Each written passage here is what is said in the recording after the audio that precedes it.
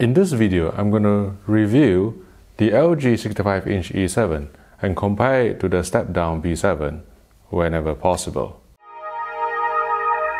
Hello everyone, my name is Vincent Teo. I'm a professional calibrator and TV reviewer at HDTV Test. Now, I intended to do a comprehensive review of the LG E7, but it is probably going to be quite boring because I've reviewed a number of LG OLEDs this year and I've compared it against, let's say, OLED televisions from other brands such as Sony and Panasonic. And so rather than go through the motions like some other publications are doing, I thought what I'll do is to do a summary of the strengths of the LG 2017 OLED televisions and also go through some new features that you probably may not be aware of on this television. So the first thing that I did when I actually received this television is to go into the service menu and verify that the internal chipset, the M16P, is exactly the same as the step-up G7 and the W7 wallpaper OLED, and also the step-down B7 and C7 OLED. So LG is certainly not fibbing when they are saying that across their entire 2017 range, all their OLED televisions ranging from the B7 and C7 to E7 to G7 and W7, they all use the same chipset. And so theoretically would produce the same picture quality. We checked scaling, we checked 24 frames per second judder, we checked motion resolution and motion interpolation artifacts. They are exactly the same between these two televisions. But there obviously will be panel variation from one set to another. So the strengths of the 2017 LG OLED, I've touched on this before, but at the risk of being repetitive. So the first thing is the least aggressive ABL. So these 2017 LG OLEDs, including this E7 here, will produce a brighter picture in bright scenes and also a punchier HDR image than all other self-emissive displays to date. Also, it has this dynamic tone mapping technology, which LG is marketing as active HDR.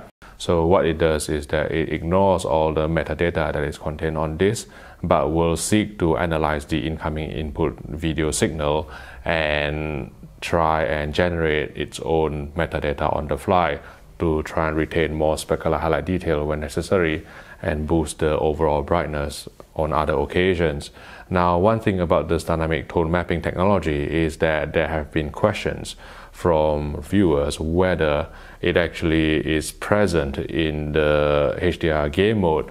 So this is a scene from Mad Max Fury Road. Again, I think you've seen the scene before. There's lightning in the background, and this is a title that is mastered to 4000 nits, but there are specular highlight detail, such as in this scene, that actually goes up to around 9000 nits. But the metadata in this particular scene has been set to 1000 nits, which is wrong, but I'm just doing this to try and prove a point. So you can see that the lightning is being blown out if the metadata or max CLL or maximum content light level is set to 1000 nits. But if you engage dynamic contrast low, which activates the dynamic tone mapping in the cinema mode, you can see that it actually restores the lightning bolts. It actually preserves the highlight detail. But if you actually do the same thing in the game mode, it actually doesn't even restore the lost or clipped lightning bolts. So it will just change the luminance of it. It doesn't actually restore it. So to me, this is conclusive 100% proof that the HDR game mode doesn't actually contain the dynamic tone mapping technology. And it's obvious, the game mode, the whole point of game mode is to lower input lag and increase gaming responsiveness by cutting down on video processing. And this dynamic tone mapping technology, or active HDR from LG Electronics, it actually increases latency. There is usually a slight lag to analyze the signal and apply the different tone curve depending on the analysis of the histogram. So from that point of view, it is natural that the game mode wouldn't have dynamic tone mapping, but some of you choose not to believe me. Some of you choose to believe some customer representative online or over the phone I'm telling you, look at the scene, check it out yourself, and the dynamic tone mapping is not present in the HDR game mode, at least on the latest firmware. So that's that covered. And for gaming, again, these LG OLEDs, the 2017 versions, I would say that they are class leading in terms of their gaming responsiveness. So they have a very, very low input lag of around 21 milliseconds in both 1080p SDR and also 4K HDR modes. And in conjunction with OLED's True Blacks, the really fast pixel response time, which means that it won't actually smear in dark scenes, the rich colors, the wide viewing angles, this all provides a very, very immersive, very, very rich gaming experience. And other advantages of the LG 2017 OLEDs, including this E7, are the anti-reflective filter in the front of the screen, so it doesn't have the magenta tint that is actually seen on the 2016 OLEDs, or let's say the Panasonic EZ950 or EZ952 or the Philips 902 OLED. So from that point of view, it's good to see LG actually implementing the same picture quality, the same filter across the board. And with the B7 and C7 coming down to as cheap as £1,350 over the Black Friday weekend, I think it's becoming more affordable. I have an ongoing wager with a famous AV journalist as to whether this year we will see OLED television below £1,000. I said no, he said yes, and I believe at this moment in time I'm still winning, so I'll be keeping my fingers crossed.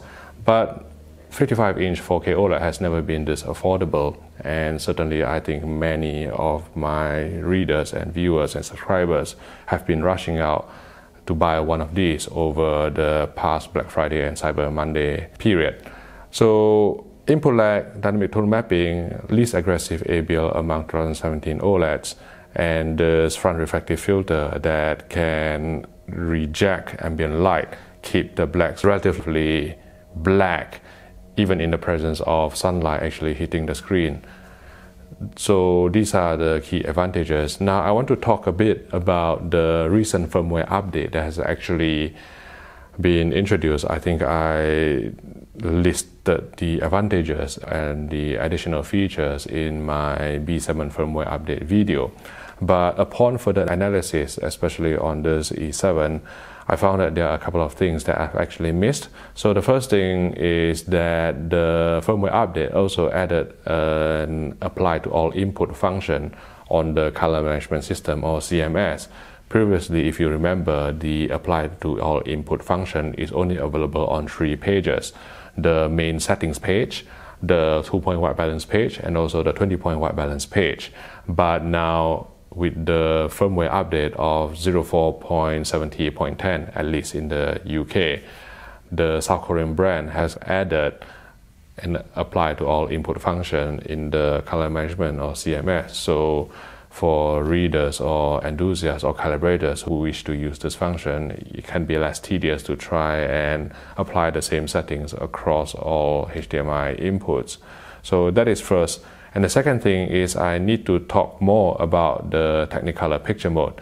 Now initially, when I first looked at it on the B7, I was in a slight rush because the B7 was being collected on the same day itself. So I sort of matched the settings against the ISF Expert settings, and I thought that they were identical based on a gray ramp and other picture. But the more I looked at it on this E7, the more I thought that something is slightly over sharpened. And so I put up a Luma zone plate pattern from the Spears and Mansell disc. And indeed, even with the sharpness set to 0 in the Technicolor picture mode, the LG OLED is applying some undefeatable edge enhancement. You can see this by the zone plate actually brightening up. And also, if you put up this AVS HD sharpness pattern, if you walk up close, you can see that the Technicolor picture preset is actually applying some very mild ringing and edge enhancement to the text and, well, to everything really, even with its sharpness set to 0, super resolution set to off, edge enhancer set to off. It is still applying some undefeatable edge enhancement, which is probably embedded in the service menu. So from my point of view, I'm a purist by nature. I like to switch off all unnecessary or superfluous picture processing because I believe that the innate contrast of this OLED is good enough to produce a sharp picture without needing this superfluous edge enhancement. But that may explain why certain parties are liking the picture on the Technicolor picture preset, because there is some undefeatable sharpening going on.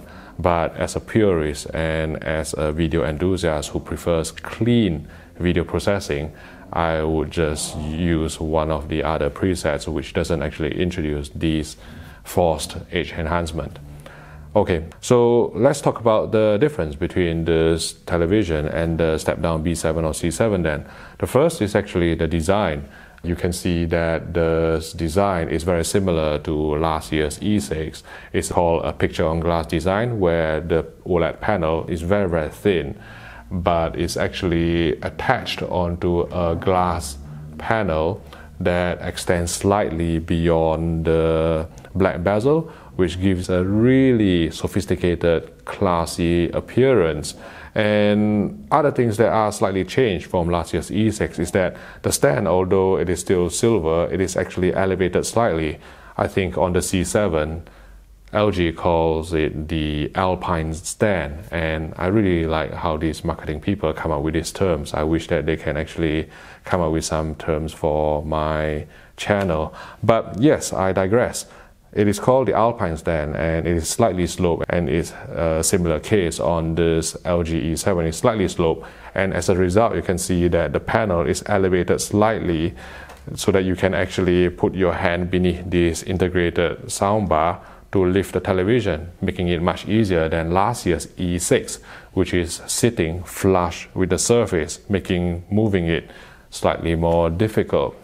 But from the point of view of this television, yes, it is very similar to last year's E6. I think the design is classier than the C7, and it is more stable than the B7, which, as I've pointed out in my previous video review before, the stand, because it is crescent shaped, it can be slightly wobbly, and on the 55-inch version, certainly I had trouble trying to get it to sit straight. But this TV, I really like the design. I think the design is top-notch. The soundbar is really quite subtle beneath the panel itself, and the connection ports are found on the left side of the display. And the good thing again about LG's 2017 OLED is that all 4 HDMI ports are compatible with HDCP 2.2 and HDMI 2.0B, which means they're compatible with HLG and HDR10 and Dolby Vision formats, all 4 ports. Whereas on the likes of, let's say, Panasonic, Sony, Lever, Philips, at most they probably have 2 out of 4 HDMI ports that are compatible with the full-fat HDR formats. By full-fat, I mean they support HLG, HDR10 at a higher bit depth or higher chroma. But LG is the only manufacturer. Alright, I forgot, probably Samsung as well. Samsung is the other manufacturer which has 4 HDMI ports that supports all these higher chroma, higher frame rate, higher bit depth on all 4 ports. But obviously, you should know by now that Samsung doesn't actually sell any OLED television. In fact, they are dead against OLED television. So 4 HDMI ports at the back here, and the rear of the display is actually fairly slim considering everything. We've seen some designs where the panel is actually very, very slender, but it bulges out quite significantly at the bottom half. But for this LG E7, the bulging out component is relatively small compared with some other OLED televisions that we have tested to date. So I really like the design. One thing that I need to point out is that the back of the television has a really quite reflective mirror finish, but no one really watch your TV from the back anyway. I was just concerned because I need to actually film some footage from the back in terms of the connection, in terms of the rear of the television, and it basically just showcased how bad my cable management is. So I'm going to cut out that footage. as far as you are concerned, I'm probably the best cable manager in the world, no cables inside at all. But yes, the E7. Now, again, on the previous two videos in my Philips 902 video and also the Sony 77-inch A1 video, I've touched on the three issues that will concern OLED TV buyers, and those are vertical banding in dark scenes and the propensity or risk for image retention or permanent screen burn, and also color uniformity in brighter scenes. Now, I'm sad to say that this panel, it's not the best. I ran some gray slides on this LG 65-inch E7, and even on 5% full field gray and 10% full field gray, I can see not only vertical banding but also horizontal banding as well, which is quite dirty, and these unfortunately are visible in real life content. So this is a particularly bad review sample, but I don't think it is representative of all E7s out there, because I've calibrated some E7 which look really pristine. Equally, I think when you buy these consumer OLED televisions that have come down in price by this much, there's inevitably going to be some sort of panel lottery going on. So some panels are going to look better than others. And unfortunately, this panel is not a particularly good one. I can see vertical and horizontal banding. By banding, I mean these uniformity issues rather than posterization, even on like 5% and 10% full field gray slides. But hopefully, if you decide to buy an E7, especially of the 65-inch variant, you may have better luck than myself. And the second issue is color uniformity, and at least on that front, this panel performed really well. I displayed some bright scenes from, let's say, 40% intensity full field gray to 100% intensity, and I couldn't really see any uniformity issue. But I have to warn you that this TV has been calibrated to hit D65 white point, and maybe that may minimize the uniformity issues that I'm actually seeing sitting from straight on, or it's just a really good panel without any uniformity issues on that front. And permanent screen burn, I've covered that before. The risk is there, but I think it is very low. I think if you let this TV go into standby properly and run its own compensation cycle, it shouldn't be a problem, even when watching 2-hour-long movie or playing games for 4 and 5 hours a day. I personally don't think it's a problem, and I've spoken with my colleague David McKenzie, who now owns a 65-inch C7, and Chris Heinonen of the Wirecutter, who owns a Sony 65-inch A1, and they don't think that image retention and screen burn is a problem, at least on their sample. And I am of the same opinion. These OLED televisions are certainly far more resistant than the plasma TVs or CRT televisions of yesteryears. So those are the things that I like to cover on this E7 television. It is not a fully comprehensive review. All right, another thing that I need to actually tell you is just how impressed I was with the smoothness of 24 frames per second motion after the latest firmware update by LG Electronics. I watched this scene from Skyfall where there's camera zooming in, panning, following a car, and usually I think the Sony televisions generally perform better than the LG televisions, but now watching the scene again, I'm really happy with its performance, and there wasn't any undue judder that would actually concern me, and I'm really happy with the 24 frames per second handling after the firmware update, the latest 04.70.10 firmware update, at least in the UK, that is released by LG Electronics.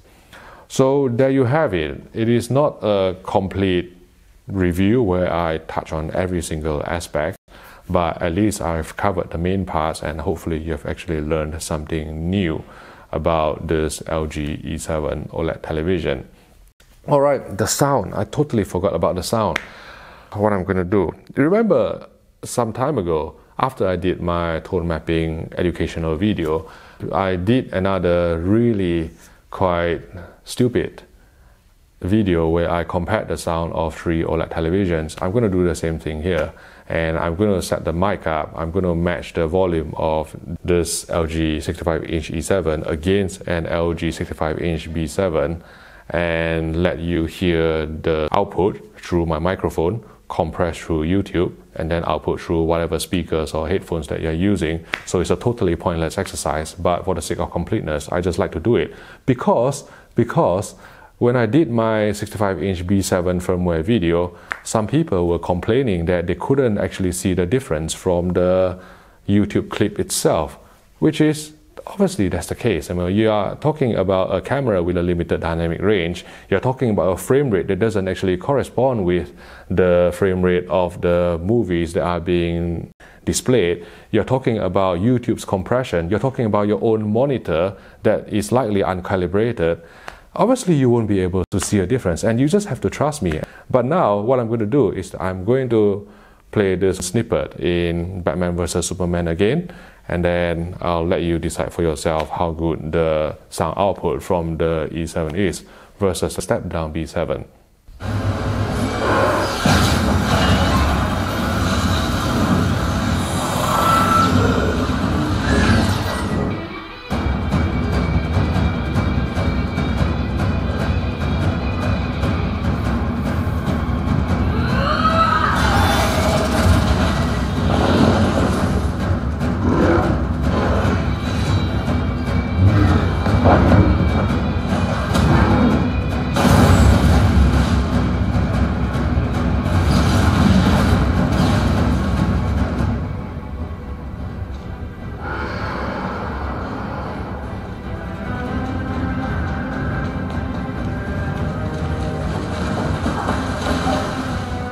Why did you bring him back to the city?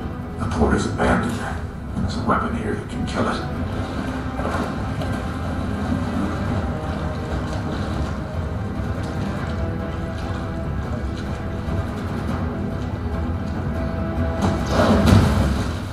Did you find the spear? I've been a little busy. This thing, this creature, seems to feed on energy. This thing is from another world. My world. I've killed things from other worlds before. She with you? I thought she was with you.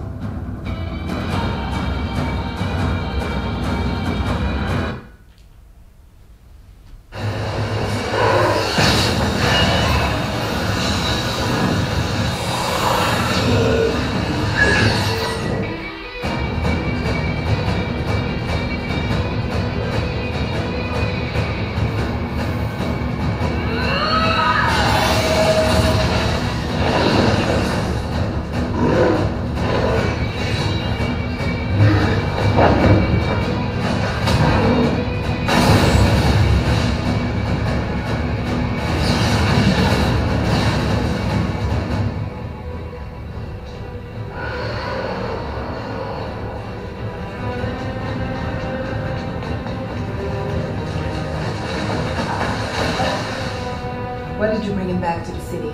The port is abandoned. There's a weapon here that can kill it.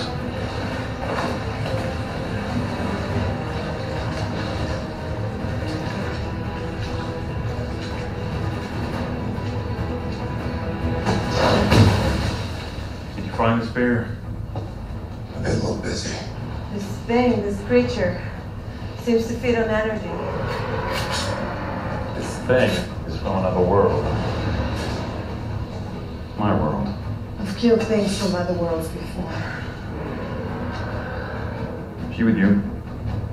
I thought she was with you.